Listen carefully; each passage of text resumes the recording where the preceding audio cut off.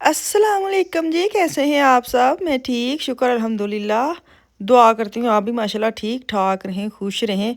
कल ना मौसम बड़ा ही अच्छा था, धूप कल कह रही परसों क्या है, बड़ा ही अच्छा कल भी मौसम बड़ा अच्छा रहा, परसों भी मौसम बड़ा ही अच्छा रहा। आजकल ना मौसम शाम को थोड़ी-सी ठंड हो जाती है, लेकिन दिन को तो बड़े मज़े का मौसम होता है। कपड़े धो-धो के तारां पार चढ़ गए ने। ਅਸੀਂ ਤੇ ਇੱਕ ਦਿਨ ਈਦ ਮਨਾਉਂਦੇ ਹਾਂ, ਦੂਜੇ ਦਿਨ ਕੱਪੜੇ ਧੋਣੇ ਸ਼ੁਰੂ ਕਰ ਦਿੰਦੇ ਹਾਂ। ਹੋਰ ਕੋਈ ਸਾਨੂੰ ਕੋਈ ਕੰਮ ਹੀ ਨਹੀਂ ਹੈ। ਲੇਕਿਨ ਕੱਲ मैंने बड़ी विटामिन डी बैग कंबल लेके अच्छा थोड़ी जी ठंड भी लगती फिर कंबल ले लीता है। अच्छा जी मैं ना आई हूँ टैडी मार्केट में, यहाँ से छोटी-छोटी कुछ चीज़ें लेनी थी वो लूँगी। उसके बाद मैंने तुर्किश मार्केट में जाना है, वहाँ से मैंने पिज़्ज़े की चीज़ें लेनी। मैं कहा चलो ਅੱਜ ਬੱਚਿਆਂ ਨੂੰ ਨਾ ਪੀਜ਼ਾ ਵਗੈਰਾ ਬਣਾ ਕੇ ਤੇ ਉਹਨਾਂ ਨੂੰ ਦੇਣੇ ਆ। ਕੁਛ ਐ ਸਲਾਮੀ ਵਗੈਰਾ ਖ਼ਤਮ ਸੀ, ਕੁਛ ਧਨੀਆ ਖ਼ਤਮ ਸੀ ਤੇ ਉਹਦੇ ਚੱਕਰਾਂ 'ਚ ਨਾ ਅਸੀਂ ਨਿਕਲੇ ਸੀ। ਕੁਛ ਇਹਨਾਂ ਨੇ ਇੱਕ ਦੋ ਕੰਮ ਕਰਨੇ ਸਨ ਉਹ ਕੀਤੇ ਕਿਰਾਏ। ਬਾਅਦ 'ਚ ਮੈਂ ਟੈਡੀ ਚਲੇ ਗਈ, ਟੈਡੀ 'ਚ ਕੁਛ ਚੀਜ਼ਾਂ ਚੁੱਕੀਆਂ ਤੇ ਉਸ ਤੋਂ ਬਾਅਦ ਮੈਂ ਸਿੱਧੀ ਜਾ ਕੇ ਨਾ ਮੈਂ ਕਿਹਾ ਹੁਣ ਸਿੱਧਾ ਠਾਹ ਕਰਕੇ ਤੁਰਕੀ ਦੁਕਾਨ ਤੇ ਜਾਣਾ, ਉੱਥੋਂ ਜਿਹੜੀਆਂ ਚੀਜ਼ਾਂ ਲੈਣੀਆਂ ਉਹ ਲੈ ਕੇ ਤੇ ਘਰ ਚਲੀਏ। ਕਿਉਂਕਿ ਮੈਂ ਜਾ ਕੇ ਆਟਾ ਗੁੰਨਣਾ ਸੀ, ਮੈਨੂੰ ਇੱਥੇ ਆਟਾ ਗੁੰਨਿਆ ਤੇ ਜਾ ਕੇ ਬਸ ਫਟਾਫਟ ਨਾਲ ਚੀਜ਼ਾਂ ਜਿਹੜੀਆਂ ਨੇ ਉਹ ਕਟਿੰਗ ਕਰਨੀਆਂ ਨੇ ਤੇ ਉਹਨਾਂ ਦੇ ਪੀਜ਼ਾ ਬਣਾ ਲਿਆ। ਮੈਨੂੰ ਬੜਾ ਅੱਛਾ ਲੱਗਾ ਸੀ। ਐਨਕਾਂ ਵਾਲਾ ਬਾਬੂ, ਇਹਦੀ ਐਨਕ ਨਾਲ ਹੀ ਲੱਗੀ ਸੀ। ਮੈਨੂੰ ਇਹ ਸੀ ਸ਼ਾਇਦ ਵੈਸੇ ਹੀ ਕਿਸੇ ਨੇ ਟੰਗੀ, ਲੇਕਿਨ ਉਹਦੇ ਅੰਦਰ ਹੋਲ ਬਣੇ ਸਨ ਤੇ ਉਹਦੇ ਵਿੱਚ ਐਨਕ ਲੱਗੀ ਸੀ। ਬੜਾ ਹੀ ਪਿਆਰਾ ਸੀ। ਮੈਨੂੰ ਪਤਾ ਕਿਉਂ ਛੱਡ ਆਈ ਆ, ਮੈਨੂੰ ਇੰਨਾ ਕਿਊਟ ਲੱਗਾ ਨਾ, ਮੈਂ ਦਿਲ ਕੀਤਾ ਮੈਂ ਲੈ ਜਾ ਤੇ ਮੈਂ ਕਿਚਨ 'ਚ ਰੱਖਾਂਗੀ। ਲੇਕਿਨ ਮੈਨੂੰ ਸ਼ਾਇਦ ਲੱਗਦਾ ਕਿ ਅਸੀਂ ਕਿਹਾ ਸੀ ਕਿ ਅਸੀਂ ਇਹ ਦਰਵਾਜ਼ੇ ਦੇ ਨਾ ਅੰਦਰ ਆਉਂਦਿਆਂ ਹੀ ਸੀ ਸਟਾਲ ਨਾ, ਤੇ ਇਹ ਸੀ ਕਿ ਅਸੀਂ ਨਾ ਹਜੇ ਚੱਕਰ ਲਾਉਣਾ ਵੇ ਤੇ ਜਾਂਦੇ ਇੱਥੋਂ ਵਾਪਸੀ ਅਸੀਂ ਲੈ ਜਾਵਾਂਗੇ। ਲੇਕਿਨ ਉਹੀ ਗੱਲ ਜਦੋਂ ਅਸੀਂ ਅੰਦਰ ਤੋਂ ਅੰਦਰ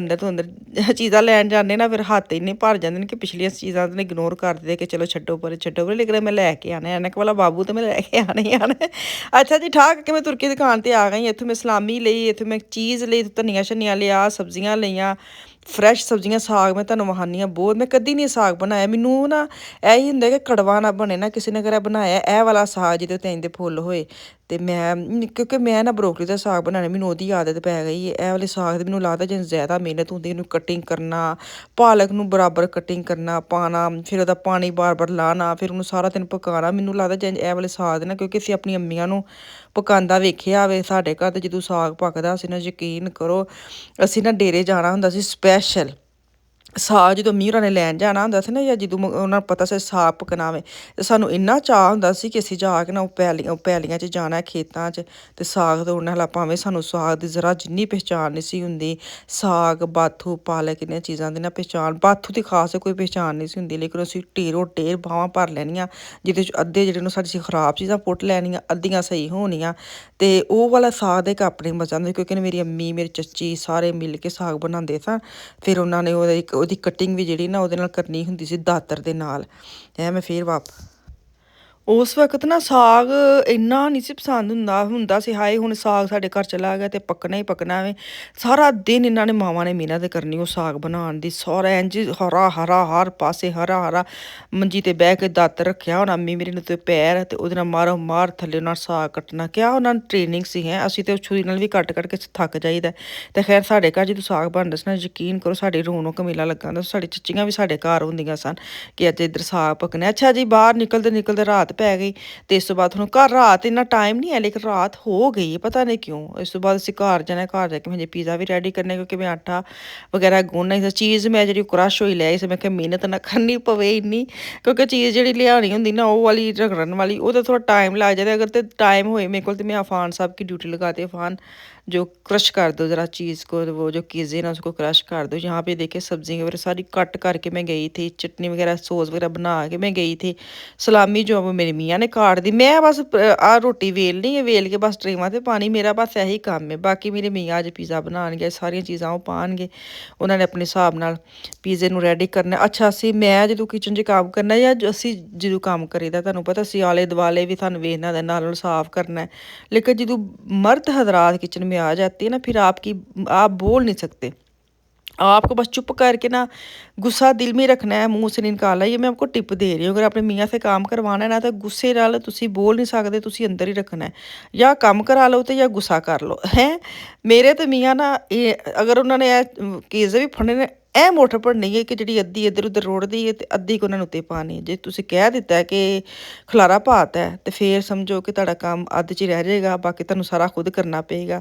ਜਾਂ ਸਫਾਈ ਕਰਵਾ ਲਓ ਉਹਨਾਂ ਕੋਲੋਂ ਤੇ ਜਾਂ ਉਹਨਾਂ ਕੋਲ ਤੁਸੀਂ ਕੰਮ ਕਰਾ ਲਓ। ਇੱਕ ਟਾਈਮ ਤੇ ਇੱਕ ਕੰਮ। ਤੇ ਇਸ ਲਈ ਜੇ ਤੁਸੀਂ ਕੰਮ ਕਰਵਾਉਣਾ ਵਾ ਨਾ ਫਿਰ ਤੁਸੀਂ ਚੁੱਪ ਕਰਕੇ ਕੰਮ ਕਰਵਾਉਣਾ। ਬਾਅਦ 'ਚ ਅੱਧਾ ਘੰਟਾ ਜਿੱਥੇ ਸਫਾਈ ਦਾ ਲੱਗਣਾ ਉੱਥੇ 40 ਮਿੰਟ ਲੱਗ ਜਾਣਗੇ, ਲੇਕਿਨ ਇਹ ਕਿ ਤੁਸੀਂ ਉਹਨਾਂ ਦੇ ਕੰਮ 'ਚ ਬੋਲ ਨਹੀਂ ਸਕਦੇ। ਮੈਨੂੰ ਇੰਨਾ ਹਾਸਾ ਆਉਂਦਾ ਵੀ ਹੈ ਤੇ ਗੁੱਸਾ ਵੀ ਆਉਂਦਾ, ਲੇਕਿਨ ਕਿ ਕੰਮ ਕਰਨਾ ਹੈ ਤੇ ਆਰਾਮ ਨਾਲ ਵੀ ਚੀਜ਼ ਫੜੀ ਜਾ ਸਕਦੀ ਹੈ, ਆਰਾਮ ਨਾਲ ਵੀ ਕੰਮ ਹੋ ਸਕਦੇ ਨੇ, ਲੇਕਿਨ ਨਹੀਂ ਮਜਾਲ ਉਹਨਾਂ ਨੇ ਐ ਮੁੱਠ ਭਰਨੀ ਹੈ ਤੇ ਚਾਰ ਸਫੇਰੇ ਖਲਾਰਾ ਪਾਉਣਾ ਵੇ।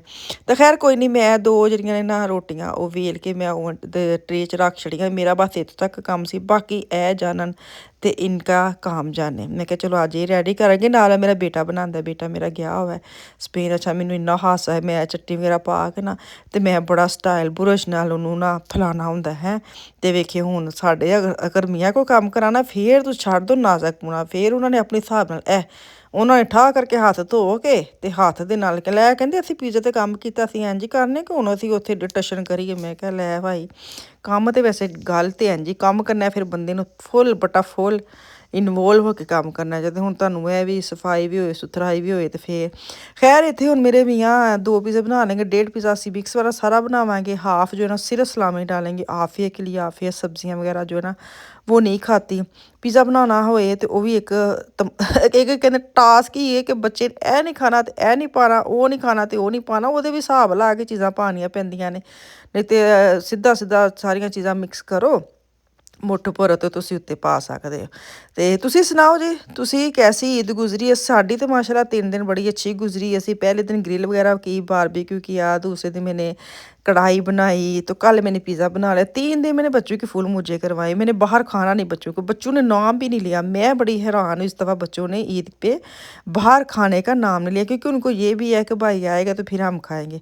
बच्चे है भी तो बड़ा फील करवाते ना, एहसास करते हैं कि असी कल्ले नहीं जाना, भाई आएगा फिर हम सामन सारे इकट्ठे बैठ के फिर खाना खाना बाहर जाएंगे, फिर मज़ा आएगा। मम्मा ऐसे अच्छा नहीं लगता। ਤੇ ਚਲੋ ਮੈਂ ਕਿਹਾ ਠੀਕ ਹੈ, ਤੁਸੀਂ ਜੰਝ ਤੁਸੀਂ ਰਾਜ਼ੀ ਉਂਝ ਅਸੀਂ ਰਾਜ਼ੀ। ਤੇ ਘਰ ਤੇ ਮੈਂ ਕਿਹਾ ਤੁਸੀਂ ਮੈਨੂੰ ਨਾ ਰੈਸਟ ਕਰਨ ਦਿਓ। ਮੈਨੂੰ ਬੜੀ ਹੈਪੀ ਸੀ ਕਿ ਇੱਕ ਦਿਨ ਮੈਂ ਵੀ ਖਾਣਾ ਬਾਹਰ ਖਾਣਾ ਜਾਵਾਂਗੀ ਤੇ ਘਰ ਮੇਰੀ ਛੁੱਟੀ ਹੋਏਗੀ। ਪਰ ਮੇਰੀ ਈਦ 3 ਦਿਨ ਲਗਾਤਾਰ ਕੋਈ ਛੁੱਟੀ ਨਹੀਂ ਮਿਲੀ। ਹੁਣ ਵੇਖੋ ਮੇਰੀ ਨੈਕਸਟ ਡੇ ਵਿੱਚ ਕਿੱਦਾਂ ਮੈਨੂੰ ਛੁੱਟੀ ਮਿਲਦੀ ਹੈ ਤੇ ਕਿਸ ਦਿਨ ਅਸੀਂ ਬਾਹਰ ਜਾਂਦੇ ਹਾਂ, ਕਿਉਂਕਿ ਅੱਗੋਂ ਬੱਚਿਆਂ ਨੂੰ ਵੈਸੇ ਛੁੱਟੀਆਂ ਵੀ ਹੋ ਜਾਣੀਆਂ ਨੇ। ਮੈਨੂੰ ਲੱਗਦਾ ਇਸ ਫਰਾਈਡੇ ਨੂੰ ਇਹਨਾਂ ਦਾ ਲਾਸਟ ਦਿਨ ਵੇ। ਤੇ ਅੱਲਾ खैर करे, इंशाल्लाह ताला साडा भी नेक्स्ट मंथ प्लान चल रहा है। देखिए हम कहाँ का रुख करते हैं, किधर को जाते हैं, फिर आपके साथ शेयर करिए। एक तो जंग लगी जाना किसी ने की है, ਜਦੋਂ ਸਾਡਾ ਕੋਈ ਮਾਈਂਡ ਬਣਦਾ ਮਾੜਾ ਚੰਗਾ ਜੰਗ ਲੱਗ ਜਾਂਦੀ, ਕੋਈ ਨਾ ਕੋਈ ਵਿੱਚ ਵਕਤ ਆ ਜਾਂਦਾ ਵੇ।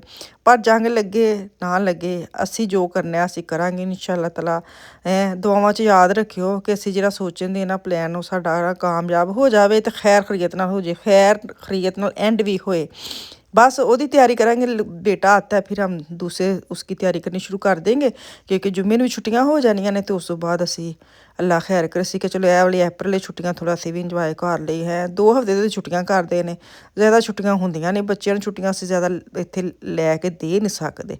ਇੱਕ ਵਕਤ ਆਵੇ ਹੁਣ ਜੂਨ ਜੁਲਾਈ 'ਚ ਅਗਰ ਮਹੀਨੇ ਡੇਢ ਦੀ ਛੁੱਟੀਆਂ ਹੁੰਦੀਆਂ ਨੇ, ਉਦੋਂ ਗਰਮੀ ਬਹੁਤ ਹੁੰਦੀ ਹੈ, ਤੁਸੀਂ ਇੱਥੇ ਜਾ ਨਹੀਂ ਸਕਦੇ। लेकिन चल कोई नहीं, मैं क्या सी एक हफ्ता है वाले मौज मस्ती कर लेने इंशाल्लाह ताला। बस बेटा आएगा तो फिर हम नेक्स्ट इंशाल्लाह प्लान करते हैं, तैयारी करते हैं। तो बस उसका वेट हो रहा है, बड़े बच्चे बड़े हैप्पी हैं कि हम भाई का वेट कर रहे हैं। भाई आएगा तो फाइनल हमारा ट्रिप का जो प्लान है वो हमारा होगा इंशाल्लाह ताला कामयाब। हम होंगे कामयाब इंशाल्लाह ताला।